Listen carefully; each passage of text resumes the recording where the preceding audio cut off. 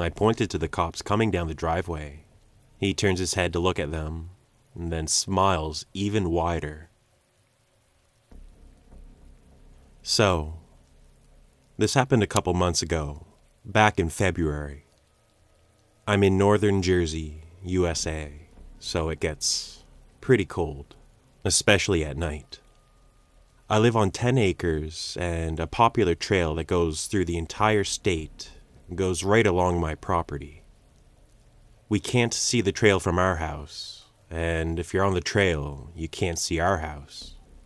That all being said, it's very private where my house is. I'm 21, female. I work night shift, so I come home when everybody else is leaving for work, and I'm home alone until 6 or 7 at night. With it being winter, it gets dark a lot earlier in the day, closer to 5 or 5:30 now.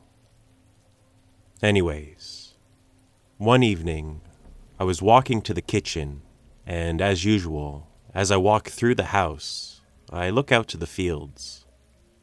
The side of my house that was facing the fields were all big windows and sliding glass doors. Pretty much the entire house is glass. But yeah, I look out, and less than a quarter mile away, I see a man. He's walking from one side of our house towards the trail. He wasn't really walking though. He was more hunched over. I don't really know how to explain it. We do have some animals on our property though, so thanks to having livestock, we have binoculars handy to check in on them. So, I grab them and look at this guy. When I get them focused on him, I can see that he's looking directly at me. He's still walking. I'm looking at him. He's looking back at me with this huge grin on his face. We stay like that for a minute, until he climbs through the woods and gets to the trail. I call my dad, and he says it may have been a coincidence, and he may truly have just wanted to get to the trail. I brush it off and get some more sleep until work. The next day, same time, I see the man again. This time, I'm not smack dab in the middle of a huge window. I'm hidden with binoculars, and I focus on him again. Still, even though I was hidden, he's staring right at me, staring right into the binoculars. How the hell did he know I was here? How did he know where to look? I call my dad, but he doesn't pick up. I look back for the man, but he's gone now. Everything's locked, I tell myself. You're fine. He's on the trail now. A bit of time passes, and it's 5. Between the snow on the ground and the clear sky with the sun about to fall, it's still pretty bright in the field. I walk towards the kitchen, and I see the man again. He's not walking this time. He's just standing there, staring at me. This time he's closer than he's ever been before to the house.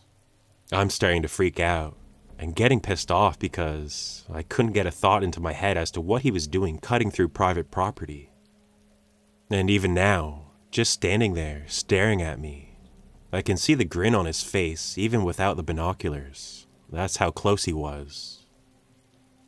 I picked up my cell, showed it to him. I dial 911, and he's just standing there watching me.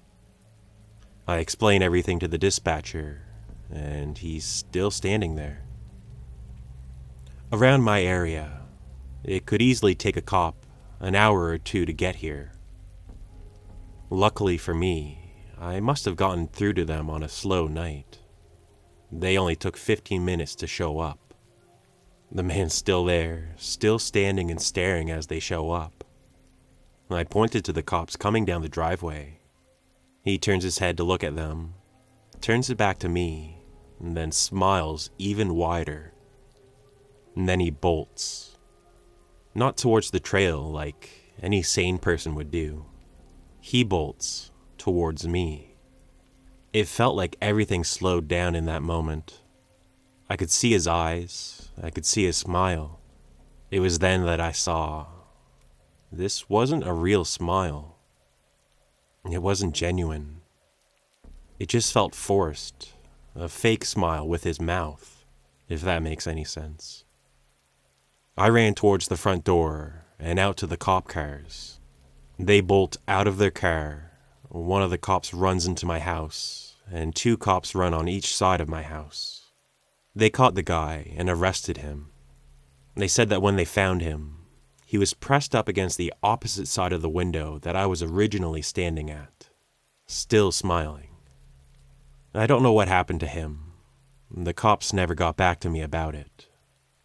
But I do know that I won't be seeing him again for a long time. I just hope when he gets out, he doesn't come back to my property ever again.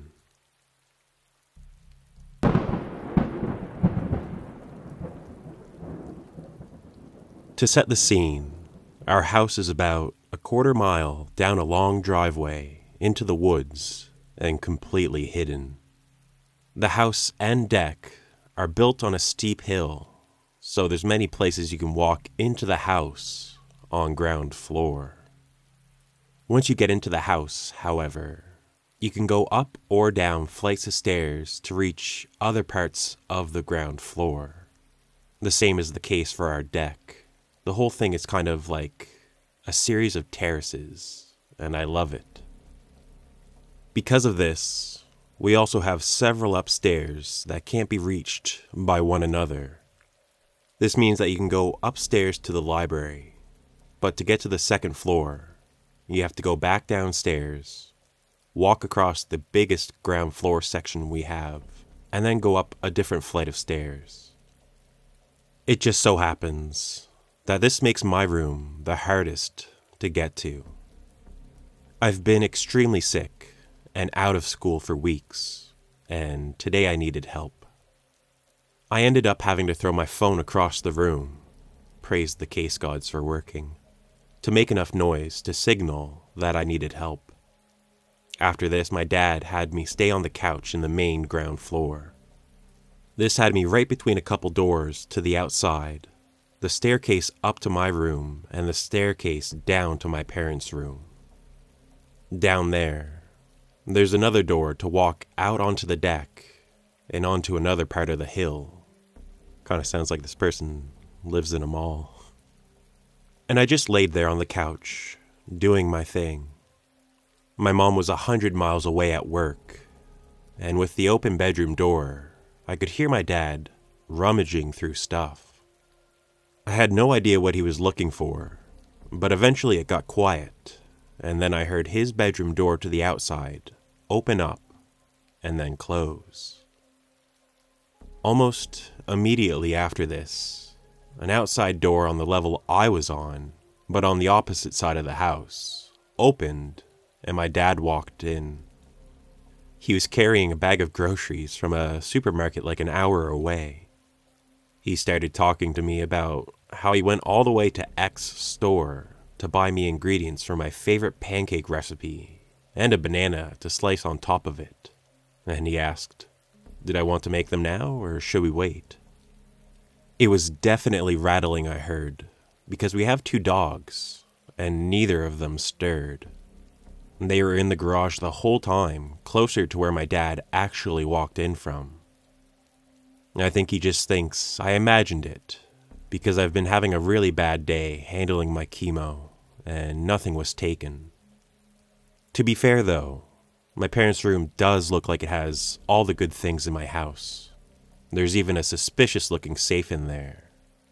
But all the actual good stuff's in the library. If you broke into my house, you'd probably search their bedroom the most too, just from the overall mood in there. I know I would. Sorry if this was kind of long, or you're just thinking, oh, this kid just scared herself.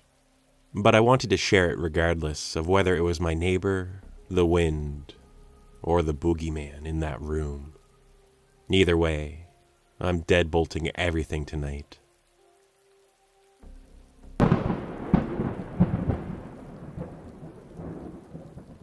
Hey guys, Scary Stories here. I hope you enjoyed those stories. If you did, feel free to give the video a like. If you didn't, give it a dislike. It always helps. Subscribe if you haven't already, and if you have a story you want to share on the channel here, feel free to email it to me. scarystories@2am@gmail.com. Also, if you haven't already, check out my TikTok. I know it's TikTok, but I'm almost at 10,000 followers over there, which is kind of insane, so I probably should start shouting it out on here. Anyways, if you want to, it's just Scary Stories at 2 a.m. over there as well. But yeah, that's it. I hope you're having a good night. I hope you're taking care of yourself and treating yourself well. And I'll see you on the next one. Bye for now.